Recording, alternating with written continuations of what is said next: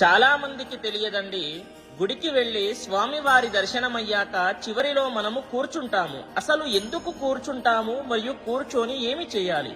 చాలా మంది ఈ యొక్క తప్పు కూడా చేస్తున్నారండి. స్వామివారి దర్శనమయ్యాక అసలు గుడిలో కూర్చోకుండానే వెళ్ళిపోతున్నారు.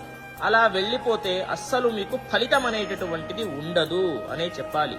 చూడండి, కూర్చొని ఏమి చేయాలి, అసలు ఎందుకు కూర్చుంటాము అది కూడా తెలుసుకోండి.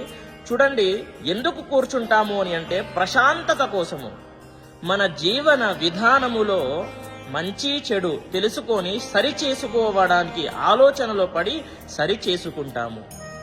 మరి కూర్చొని ఏమి చేయాలి అని అంటే, సపోజ్ ఎగ్జాంపుల్ మీరు శివాలయానికి వెళ్ళారనుకోండి, అక్కడ ఓం నమ శివాయ అనేటటువంటి మంత్రాన్ని మీ టైంని బట్టి 11 సార్లు లేదా 108 సార్లు కళ్ళు మూసుకొని ధ్యానము చేయాలి.